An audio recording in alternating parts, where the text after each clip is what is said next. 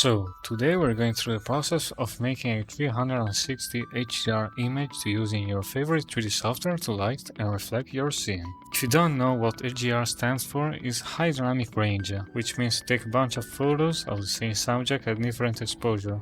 You combine them into a single image that contains all the others. But first, we need to understand why HDR is so important in 3D. Let's take a look at these two images.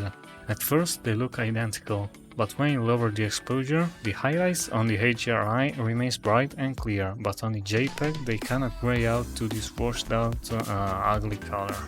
So let's get to the real question, how do you shoot it? Let's start with the fundamentals. As said before, you need multiple images at different brightness or exposure. And you can do that manually by shooting an image and then changing the exposure. But that just takes forever. So what I suggest is exposure bracketing. It essentially sets the exposure level in automatic, and once you press the button, it's gonna automatically capture all the images you need for that specific angle of view. This feature is available in most of new digital camera, but mine is pretty old, so I can't use that. Fortunately, there's an app for my phone called Open Camera that can be set to lots of different modes, and one of them, guess what, is exposure bracketing. The only thing that you need to set in these settings is how many photos should the camera take per angle. I set it to 5 to have a higher dynamic range.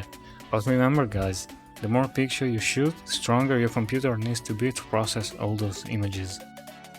So now what we capture is a single angle of view. You need to rotate your phone by 360 degrees while standing vertical. I suggest using a tripod for more stability. Then rotate it 45 degrees up and 45 degrees down to capture as much as you can. When you're shooting these images, remember to not use any zoom. Use the manual mode so the brightness will not change depending on the light, and have almost everything in focus. So the shooting is done, let's go to the PC. Okay, so drag your images from your phone or camera to your computer. Right now every single image is pretty huge, in my case around 4000 by 300 pixels. And if you don't want to call the firefighters to extinguish the fire meter from your computer, we need to resize them down. The program I use is called Fast Tone Photo Resizer. If you want to try it yourself, there's a link in the description where you can download it for free. So, opening the program and navigating to the directory where you saved all the images and importing all of them by clicking Add All. Now we need to change some export settings. First, be sure to set the output format to .jpeg, then click Settings and set the quality to around 4 on 5. Then click OK and open the Advanced option. Here you need to check the resize box, choose percentage and then pick a number between 40 and 50. After that, click OK. Choose an output folder where you want to save your resized images and start resizing them by clicking the Convert button.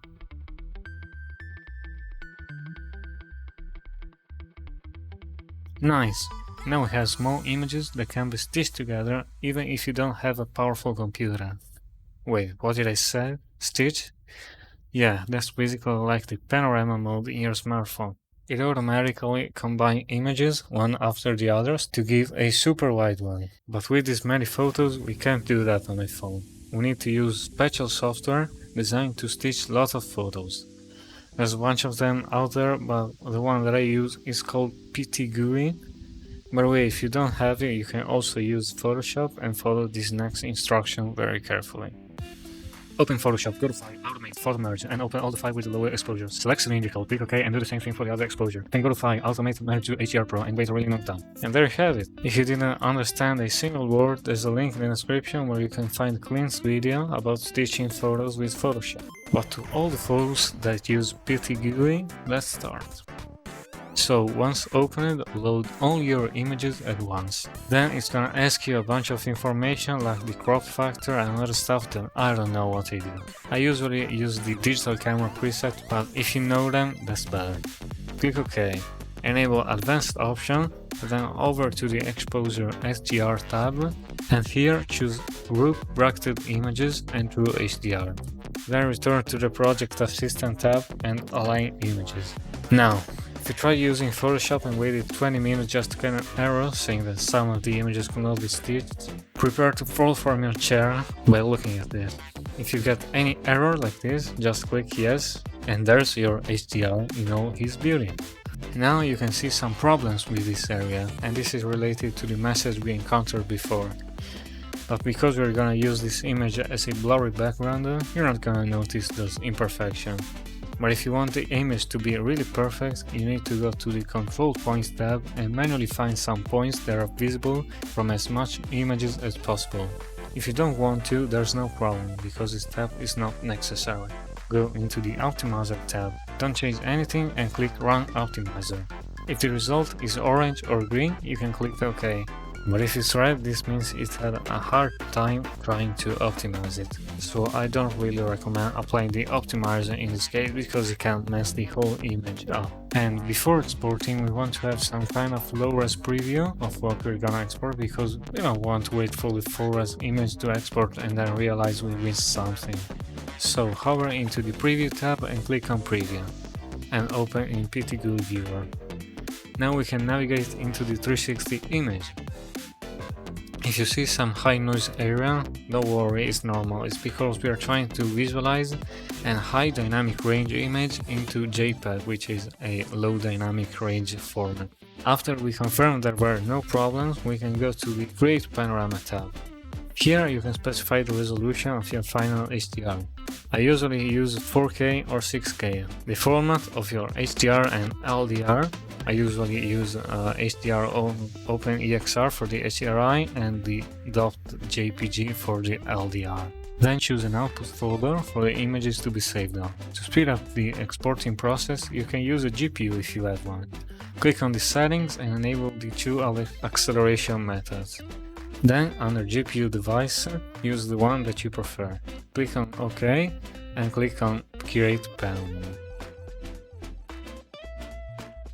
And there you have it, your personal HDR ready to be used for any purpose without any license restriction. So that was a long ride, wasn't it?